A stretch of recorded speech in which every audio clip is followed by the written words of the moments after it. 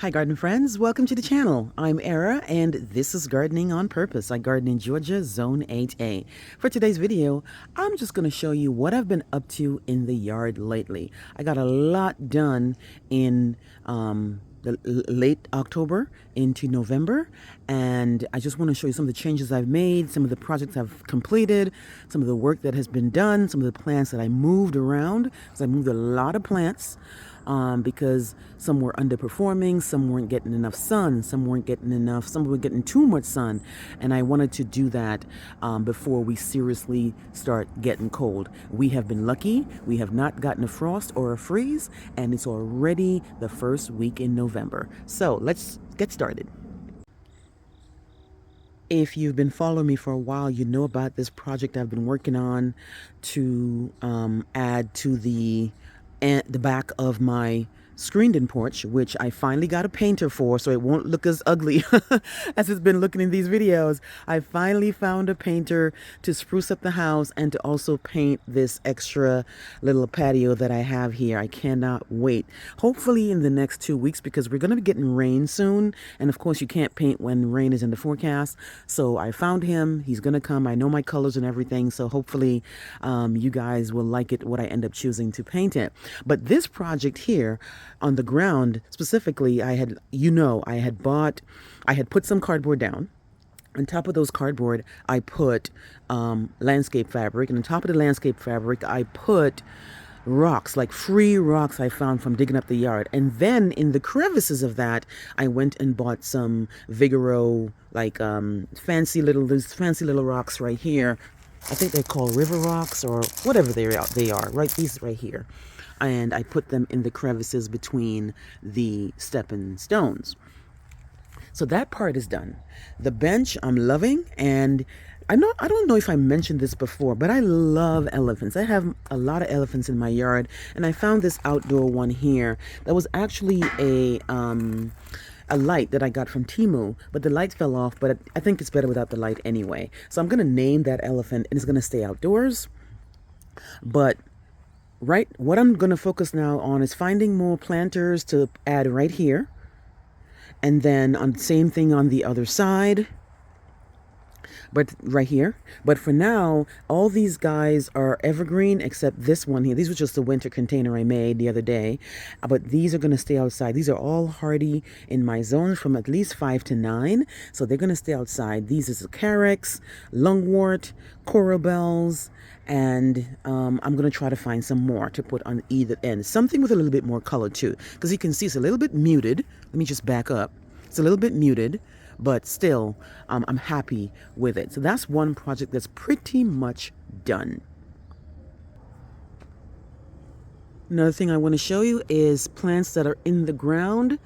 I bought some meant to be Queen Nectarine Agastache. I bought 3 of them and I put them in the ground. As you know, I mound my plants up because I have clay, but half of that in that bottom there is actually pine bark, because these guys, I don't have good luck with these. This is like my 4th go around with these plants. They always seem to die on me, and I never know what I'm doing wrong. And I don't feel like I'm doing something wrong, but I feel like some plants just, they don't like you. I don't know what it is, but I'm gonna keep on trying because this is a beauty, and because it's a pollinator magnet. Queen Nectarine from the Meant to Be series from Proven Winners. So I have one right here, and I have another one right here.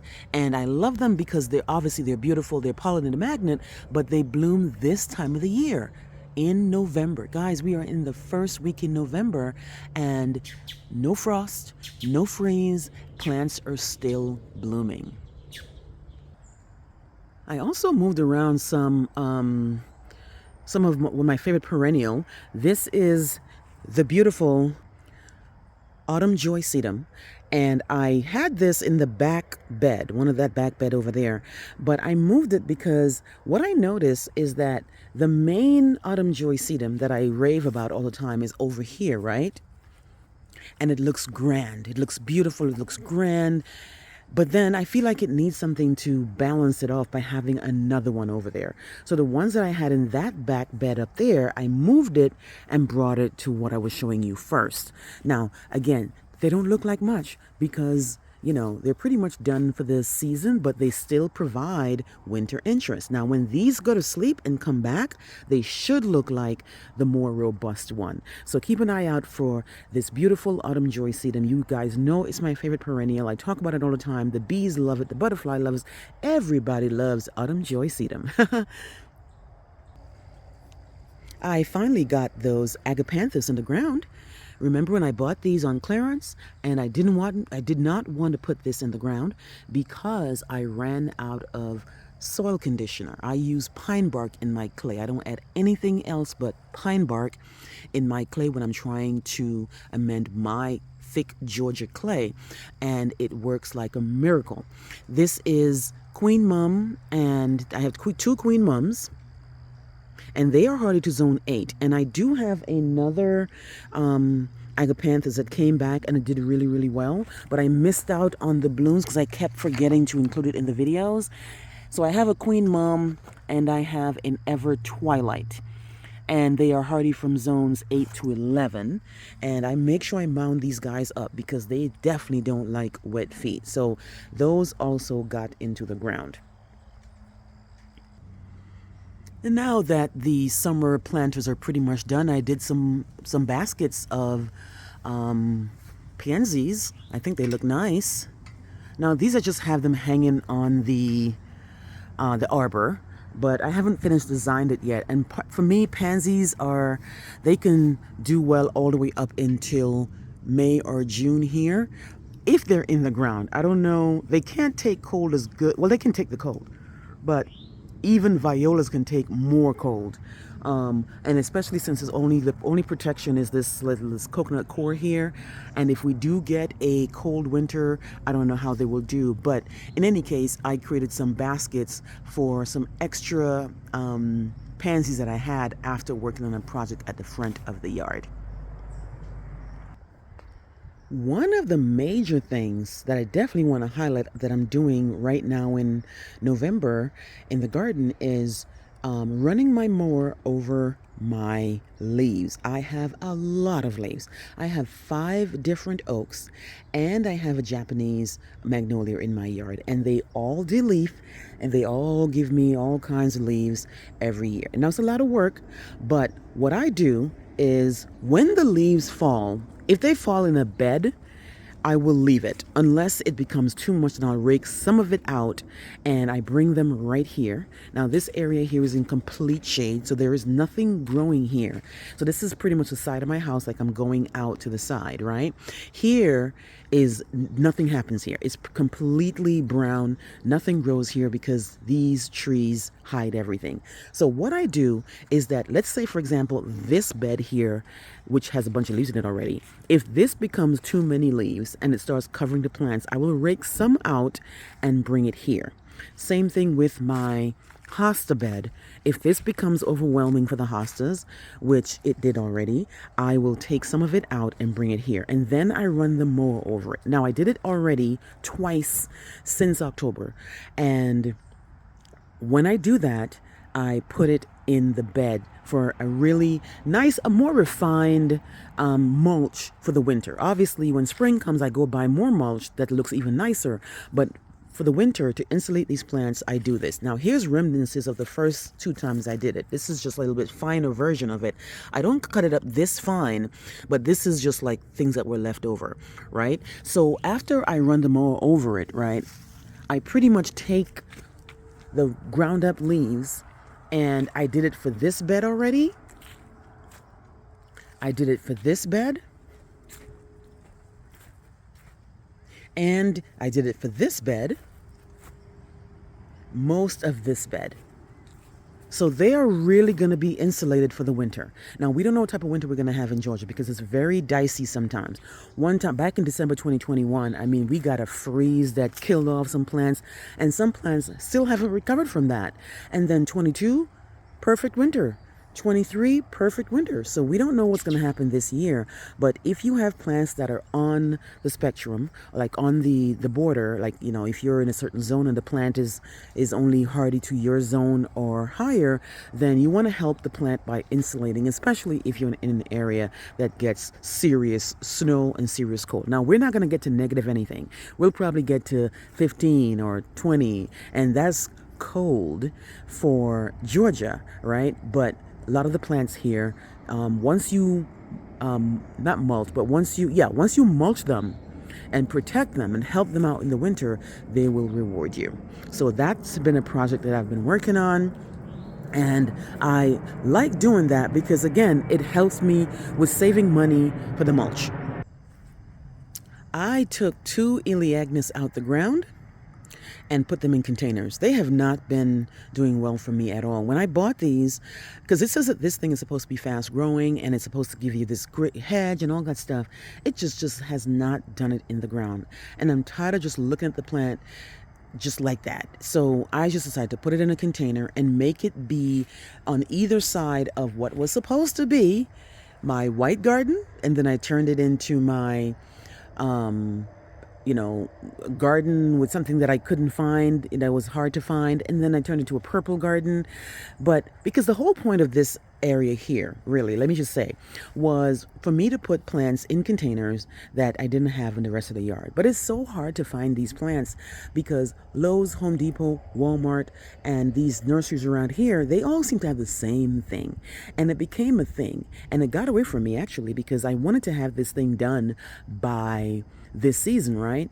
And it just didn't turn out that way. So what I ended up doing was just putting 2 Elaeagnus on either side of the container thing. And then what I'm going to do is make this white, purple, and yellow plants, any of them that I find. So for example, this is an iris. This is a white iris. And then I have I have an iceberg rose here. I have a hydrangea in here. But another thing too, I really wanted this to look better in the winter, and it just looks drabby. So it's been a struggle with this, and I definitely want to show you the good and the bad. I don't want to show you all, it's not always, ice cream and cake in the garden. If you're a real gardener, not everything is all pristine as it seems like. Because in the back end, plants are dying. In the back end, plants don't always look great. In the back end, you change your mind and you move something, and then all that good stuff. So that's another thing. So I put the Elaeagnus on either side, and then hopefully this spring, I'll show you that this thing will look better than that. But at least, it's November and things are supposed to go to sleep. But I was just hoping to finish the actual project before the end of the season. Another big project that I'm working on, it's not really a project, but it's actually a chore because I have so many leaves, guys. They fall on my evergreens, they fall on my plants. I have to come here and literally pick these things out before they become an issue. So if you have a lot of trees that this is something that happens. And also, if you have a lot of big leaves, just take them off because it can cause diseases. It can create a problem. And it can actually make your plants look browny and look like they are not happy. So for me, I can shake it off, but I can also pull it off as well. So you see all these sunshine ligustrums that I have between me and my neighbor that I'm trying to create a hedge for. Look at that. This is definitely not good for the plant. So I come in here and I literally pull it off. It's a lot of work, guys. The downsides of having 5 oak trees in your yard, and they're just dropping leaves like crazy. Don't forget to keep watering your plants, guys. Not because it's cooler and not because we're in November means that you stop watering. These plants are still growing, and you should probably, I've been watering my plants. We have not gotten any serious rain. We went all of October without a drop of rain. And then in the first, I think on November 3rd, we got some rain. It wasn't a lot. It wasn't enough to, I think, penetrate the roots or anything, but it was rain nonetheless. And you definitely want to be thankful for whatever you can get, especially when it's at a minimum these days. But coming up in November and December, we get a lot of rain. So once the rain actually starts, now the temperature will go down. We'll get drizzles here or there, but when the actual rainy season starts, it will be like you're gonna wish that it would stop raining. But then again, you'll be inside. But anyway, guys, let me know what you think of the yard. How's your yard doing? Have you been able to get a lot of projects done? Have you been planting your bulbs? Have you been watering? Have you been pruning? Have you been cutting things back? Back here is my ditch garden. And all up in here, I've been waiting for these leaves to fall because I have a bunch of daffodils back there. And the hope is to have those daffodils bloom and not be in the way of the rest of the garden. Because you know daffodils come out really, really early and they look drabby and then they go away. And then you have a spot in the yard that's empty. So what I decided to do was put my daffodils back here. Let me know what you think, guys. Please like, please share, please subscribe, and remember to hit that notification bell so you can be alerted on my new videos. I will see you on the next one. Bye-bye.